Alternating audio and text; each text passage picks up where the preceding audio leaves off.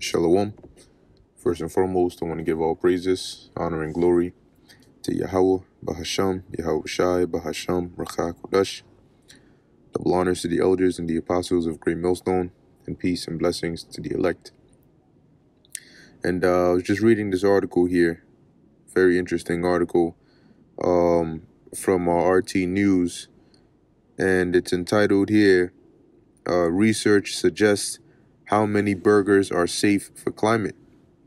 Okay, and as we're going to go into, you're going to start to hear the use of so-called climate change and global warming and all of that as a push for more control. Okay, as a push for storing, recording, and tracking pretty much every action, every purchase, every movement that you make, okay, in the name of fighting, climate change and the world as humanity doing its part to help us stand a chance in this fight, so to speak. Okay. Now I want to start off with the book of Micah chapter 2 verse 1. It says, "Woe to them that devise iniquity and work evil upon their beds. When the morning is light, they practice it because it is in the power of their hand." And the scriptures also say that we are not ignorant of Satan's devices. All right, because we understand that they definitely do put together a very deceptive ploy, but the end goal in mind is not exactly what they say it is. Okay, so I'm going to read a little bit of this article and then you can see what I'm referring to here. Okay, because pretty much this decade that they in their minds, at least this decade before 2030, they want to have everything done, ready, and already in motion by 2030. So it says limiting meat consumption could help keep 2030 global warming targets within reach, the State of Climate Action report said. Eating no more than the equivalent of 2 burgers per week will contribute to the fight against climate change, new research conducted by several high-profile climate organizations and published on Wednesday has found.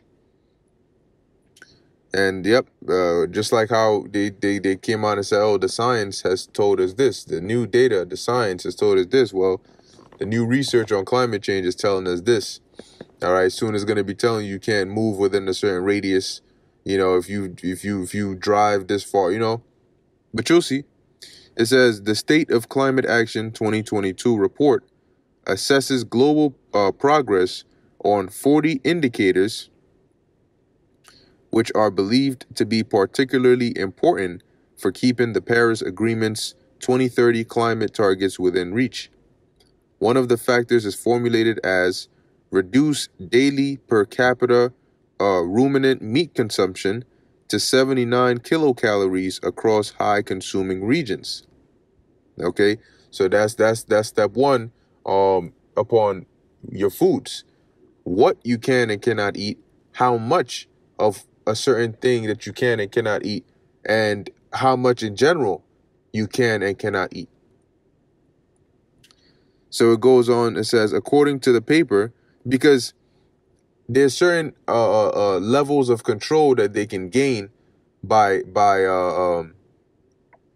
putting these regulations on a higher level. What I mean by that is they can tell you, hey, you can't eat more than 2 burgers a week. But as an individual, you could just say, well, to hell with that. I'm going to eat as much as I want.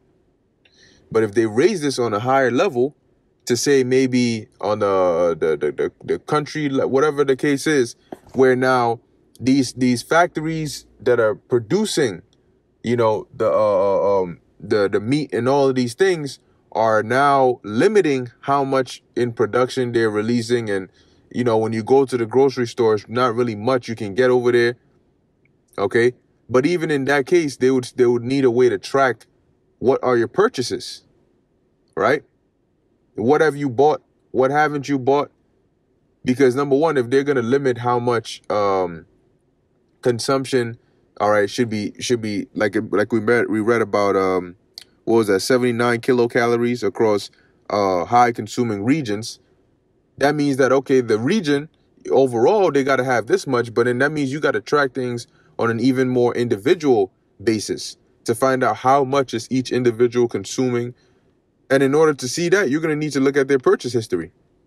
Because say you say, okay, this person, it doesn't matter where they go. If they ever order a burger, they can only order 2 per week. You need to find out what have they bought.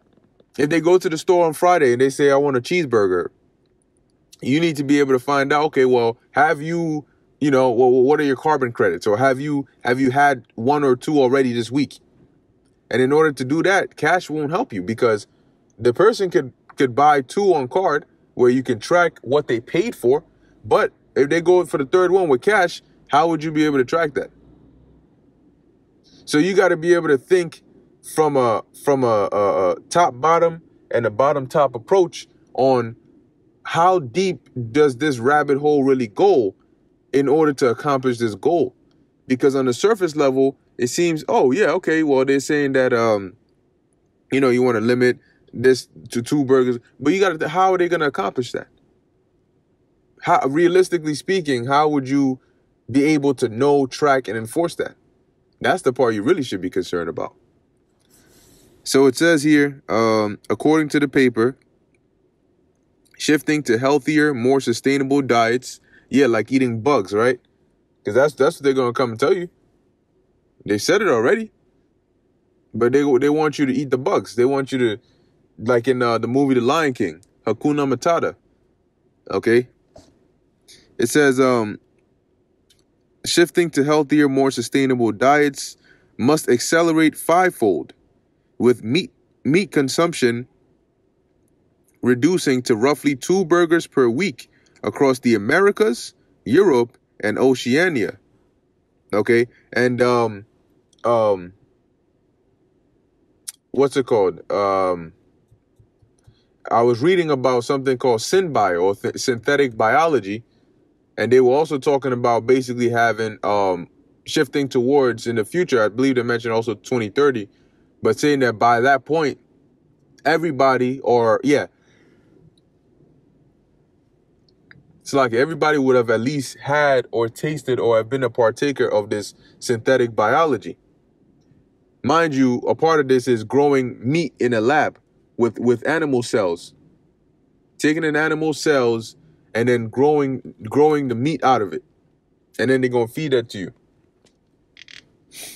Animal agriculture is widely believed to contribute to global warming because of the emissions of livestock, destruction of habitats, and greenhouse gas generation. The 2015 Paris Agreement, signed by almost 200 countries, requires the countries to halve their emissions by 2030 in order to limit global warming to 1.5 degrees Celsius and thus reduce the effects of climate change. The report noted that between 2015 and 2019, the consumption of beef, lamb, and goat meat across high-consuming regions has reduced by 1.5%, reaching 91 kilocalories per capita per day in 2019.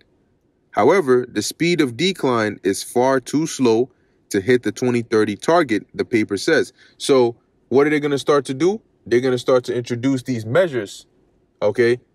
Oh, you can't do this. Oh, you can't do that. Oh, you should be doing this. Oh, this, that, and they're going to start introducing these measures, okay? So get ready.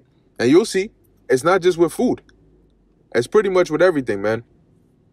And then they're going to introduce ways to track your carbon footprint and ways to track what you're eating, how much. Yeah, you'll see. You'll see.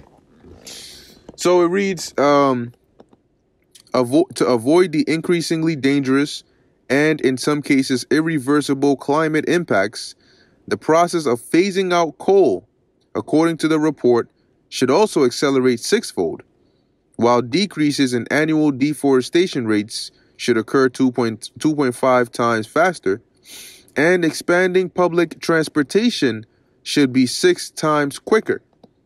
So they want to expand public transportation, but that means that ultimately they want less cars on the road. When I say cars, I mean privately owned. Their goal ultimately is for you not to have your own vehicles driving. No. That should be only for the elites. Okay? Everybody takes public transportation. You don't own anything. All right? Your everything is just a subscription based. You know, you're borrowing or it's subscription based, but you don't ever really own anything. Nothing is really yours. Okay? You're just borrowing everything from them. So it says investments in global climate financing need to grow over 10 times faster, the report said, by approximately $640 billion every year this decade. 10 times is a lot, okay? 1 times 10 is 10. 2 times 10 is 20. You see that jump from 2 to 20? That's what they're saying. They want you to go 10 times faster, you know, dealing with these handling these situations. That means that there's going to need to be some changes, okay, and regulations in how people live very quickly. It goes on to say, among the encouraging signs, the report listed the rise in use of zero carbon power sources and the speedy transition to electric vehicles. And it'll shock you how it'll be like, wow, just yesterday they were just talking about it, and now look at how fast things have shifted in one particular direction. And now electric vehicles. It says, according to Andrew Steer, the head of Bezos Earth Fund, which took part in research along the World Resources Institute and Climate Action Tracker, the report should evoke 2 emotions. First, a sense of shame and anger that we are failing to live up to our commitments to act. Second, a sense of hope and possibility that real change is within grasp and can lead to a healthier economy, healthier citizens, and a healthier society. Yeah, that's interesting.